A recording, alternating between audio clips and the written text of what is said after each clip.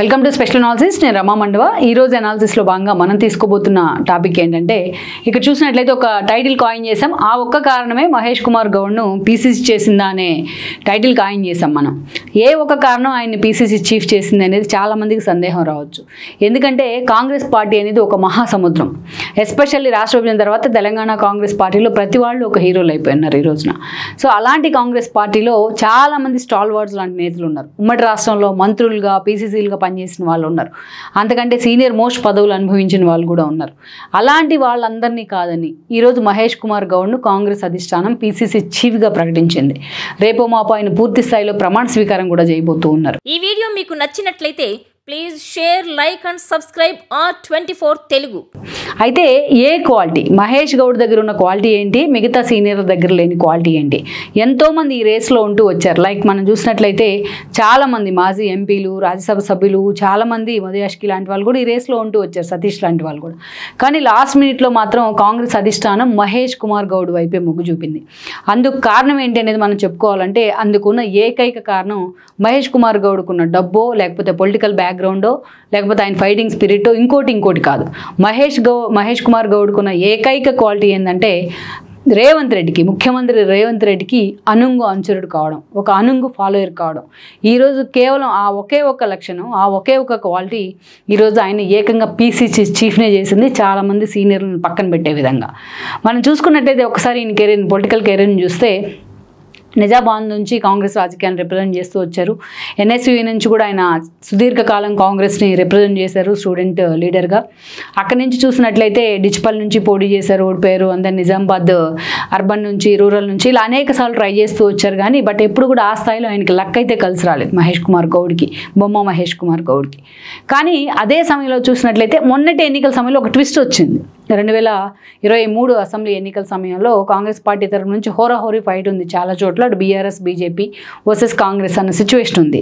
అలాంటి టైంలో కూడా లాస్ట్ మినిట్ వరకు నిజామాబాద్ అర్బన్ ఆయనకి వెళ్తుందనే చర్చ జరిగినప్పటికీ బట్ లాస్ట్ మినిట్లో ఆయన షబ్బీర్ అలీ కోసం సాక్రిఫైస్ చేయాల్సి వచ్చింది. సో అలాంటి సిచ్యువేషన్లో ఇక అంతేకాదు, ఎప్పుడైతే రేవంత్ రెడ్డి కాంగ్రెస్లోకి ఎంట్రీ ఇవ్వడం, ఆ తర్వాత వర్కింగ్ ప్రెసిడెంట్ కావడం, అప్పటి నుంచి కూడా మహేష్ కుమార్ గౌడ్ అత్యంత కీలకమైన వ్యక్తిగా ఉంటూ వచ్చారు రేవంత్ రెడ్డి వర్గంలో. అంతేకాదు రేవంత్ రెడ్డికి ఒక అనుంగు ఫాలోయర్గా ఉంటూ వచ్చారు. ఎప్పుడు కూడా రేవంత్ రెడ్డి మాట జవదాటని వ్యక్తిగా మహేష్ కుమార్ గౌడ్ ఉంటూ వచ్చారు. ఆ తర్వాత మనం చూసుకుంటే టికెట్ దక్కకపోయినా సాక్రిఫైస్ చేశారు కాబట్టి ఆయనకు ఒక కీలక పదవిని ఆ రోజు రేవంత్ రెడ్డి హామీ ఇవ్వడం జరిగింది. అది అందరికీ తెలిసిన విషయమే కాంగ్రెస్లో కూడా. అయితే ఎన్నికలు అయిపోయాయి, పార్టీ అధికారంలోకి వచ్చింది. రేవంత్ రెడ్డి అంత క్లోజ్ అయిన మహేష్ కుమార్ గౌడ్కు చాలామంది ఆశించినట్టుగానే ఎమ్మెల్సీ పదవి దక్కింది. ఎమ్మెల్యే కోటాలో ఎమ్మెల్సీ పదవి దక్కింది. ఆయన ఎమ్మెల్సీ కూడా అయి ఉన్నారు ప్రజెంట్. అయితే ఏకంగా ఇక ఆల్మోస్ట్ ఎమ్మెల్యే ఎలక్షన్స్ తర్వాత ఎంపీ ఎలక్షన్స్ కూడా అయిపోయాయి. రేవంత్ రెడ్డి ఆల్మోస్ట్ తన పాలన మీద కూడా చాలా సీరియస్గా ఫోకస్ పెట్టిన పరిస్థితి ఉంది. మరోవైపు చూస్తే ఇంకా క్యాబినెట్లో కొన్ని ఖాళీలు ఉన్నాయి కాబట్టి వాటిని కూడా రేవంత్ రెడ్డి ఫుల్ఫిల్ చేస్తారని కూడా మొన్నటి నుంచి చర్చ జరుగుతూ వస్తుంది. ఒకవైపు మహేష్ కుమార్కి ఎమ్మెల్సీ ఇచ్చారు కాబట్టి ఆయన మంత్రిని చేస్తారనే చర్చ కూడా ఉంది. అయితే ఇలాంటి సమయంలోనే అపార్ట్ ఫ్రమ్ ఆల్ దీస్ ఈరోజు అంత హఠాత్తుగా మహేష్ కుమార్ గౌడ్ పీసీసీ చీఫ్ అయ్యారు. ఈ రేస్లో చాలామంది ఉంటూ వచ్చారు. యాక్చువల్గా చూస్తే మధుయాష్కి గౌడ్ ఈయనకన్నా చాలా సీనియరే కాంగ్రెస్ పార్టీలో. ఆయన ఎంపీగా కూడా పనిచేశారు సుదీర్ఘకాలం. తెలంగాణ ఉద్యమంలో కూడా కీలక పాత్ర పోషించారు. అటు రాహుల్ గాంధీ మొదలుకొని సోనియా గాంధీ వరకు చాలా మందితో ఆయనకి చాలా అసోసియేషన్ కూడా ఉంది. అలాంటి వాళ్ళు రేస్లో ఉన్నప్పటికీ ఈరోజు ఒక జగ్గారెడ్డి లాంటి వాళ్ళు, ఒక సతీష్ కుమార్ లాంటి వాళ్ళు చాలా మంది రేస్లో ఉన్నప్పటికీ ఈరోజు మహేష్ కుమార్ గౌడ్ వైపే రాహుల్ గాంధీ మొగ్గు చూపారు. అందుకు కారణం ఏంటంటే రేవంత్ రెడ్డి రాహుల్ గాంధీకి అంత లాయల్టీగా ఉండడం, రేవంత్ రెడ్డికి మహేష్ కుమార్ అంత లాయల్టీగా ఉండడం.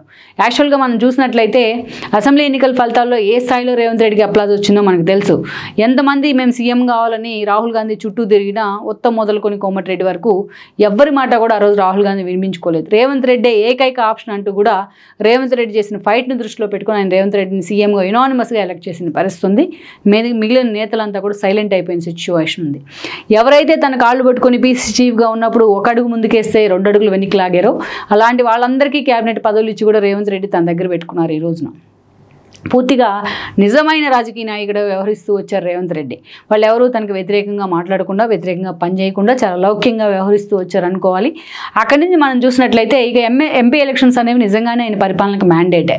అటు బీజేపీ ఒకవైపు, ఇటు బీఆర్ఎస్ ఒకవైపు అదే స్థాయిలో ఎంపీ ఎలక్షన్స్లో పోటీ పడితే బట్ బీజేపీతో సమానంగా 8 ఎంపీ సీట్లు వచ్చినా బట్ ఆ విషయంలో రేవంత్ రెడ్డి మీద కాంగ్రెస్ అధిష్టానం ఫైర్ అయిందన్న చర్చ కూడా నడిచింది.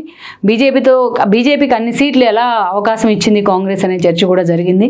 బట్ అన్నింటినీ ఫుల్ స్టాప్ పెట్టేలా రేవంత్ రెడ్డి తన పాలన మీద ఫోకస్ పెడతాం కానీ మిగతా ఇష్యూస్ మీద ఆయన ఫైట్ చేస్తున్న తీరు కానీ ఈరోజు రాహుల్ గాంధీ దగ్గర పూర్తి స్థాయి మార్కులు కొట్టేస్తూ ఉన్నారు ఆయన పాలన మీద ఫోకస్ పెట్టిన తీరుతో. అందుకే రేవంత్ రెడ్డి 8 సీట్లకు పరిమితం చేసిన కాంగ్రెస్ని మొన్నటి ఎంపీ ఎలక్షన్స్లో. బట్ ఆ స్థాయిలో రాహుల్ గాంధీ కానీ అటు సోనియా కానీ రేవంత్ రెడ్డిని ఓన్ చేసుకుంటూ వస్తున్నారు. అందుకే ఈరోజు పైకి చాలామంది సీనియర్ నేతలు పీసీసీ చీఫ్ పదవి కోసమో ఇంకో పదవి కోసమో లాబియింగ్లు జరుపుతూ ఉన్నా. గతంలో కాంగ్రెస్ తరహా అది లాబియింగే ఫస్ట్, మిగతావన్నీ నెక్స్ట్. కానీ ఈసారి మాత్రం రేవంత్ రెడ్డి వైపే రాహుల్ గాంధీ చాలా స్టబ్బోర్న్గా నిలబడటమే కాదు, రేవంత్ రెడ్డి ఎవరిని సెలెక్ట్ చేస్తే ఎవరిని చెప్తే ఆ పేరుని ఆయన టిక్ పెట్టేందుకు కూడా రెడీ అయిపోయారు. ఈ క్రమంలోనే ఎమ్మెల్సీగా ఉన్న మహేష్ కుమార్ గౌడ్కు ఈరోజు సీనియర్ నేతలు అందరినీ కాదని పీసీసీ పదవి దక్కింది. అంతేకాదు రేపో మాపో ఆయన మంత్రివర్గంలో కూడా వెళ్తారన్న చర్చ అయితే జరుగుతుందంటే డబుల్ బోనాంజా అనుకోవాలి, అది కూడా వస్తాయి ఆయనకు. MLC and then PCC and then మంత్రి పదవి అనుకోవాలి, triple bonanza, not double bonanza. So అందుకే మనం చూసినట్లయితే ఈ రోజున ఇక్కడ మహేష్ కుమార్ గౌడ్ ఆ స్థాయిలో ఇంత చాలా తక్కువ టైంలో ఎలాంటి కీలక పదవులు అనుభవించకుండానే ఏకంగా పీసీసీ చీఫ్కి వెళ్ళారంటేనే అది ఏదైనా సరే కాంగ్రెస్లోనే సాధ్యమనే చర్చ జరుగుతోంది. గతంలో రాపోల ఆనంద్ భాస్కర్ లాంటి వాళ్ళకి కాంగ్రెస్ అధిష్టానం రాజ్యసభ ఇవ్వడానికి కూడా ఇక్కడ కొంతమంది ప్రస్తావిస్తూ ఉన్నారు.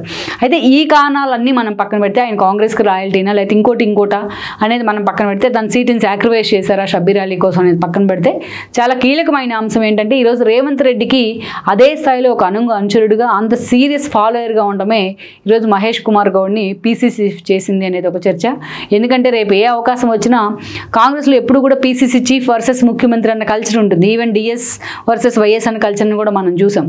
అలాంటి సిచ్యువేషన్లో ఈరోజు చూసినట్లయితే రేవంత్ రెడ్డి చాలా లౌక్యంగా తన మాట విని తన అనుచరుని ఈరోజు పీసీసీ చీఫ్ చేసుకోవడం ద్వారా కాంగ్రెస్ అధిష్టానం మార్కులు మొత్తం 100% కొట్టేయడం ద్వారా తన హోల్డ్ పార్టీ మీద ప్రభుత్వంలోనే కాదు నిలబెట్టుకున్నారనేది కూడా మనం అర్థం చేసుకోవచ్చు. సో ఓవరాల్గా చెప్పుకుంటే మహేష్ కుమార్ గౌడ్ ఈరోజు ఆ పదవి పొందడానికి ఏకైక కారణం ఆయన కాంగ్రెస్కి ఆయన రేవంత్ రెడ్డికి లాయల్టీగా ఉంటే రేవంత్ రెడ్డి రాహుల్ గాంధీకి లాయల్టీ అని అనుకోవాలి. సో ఓవరాల్గా మహేష్ కుమార్ గౌడ్ ఈరోజు పీసీసీ చీఫ్గా అయిన తర్వాత ఆల్రెడీ ప్రమాణ స్వీకారం కూడా అయిపోతుంది. అయిన తర్వాత నెక్స్ట్ మరి రేవంత్ రెడ్డి డైరెక్షన్లో మహేష్ కుమార్ గౌడ్ ఫ్యూచర్ ఎలా ఉంటుందనేది, కాంగ్రెస్ ఫ్యూచర్ ఎలా ఉంటుందనేది మనం చూడాల్సి. ఈ వీడియో మీకు నచ్చినట్లయితే please share, like and subscribe R24 Telugu.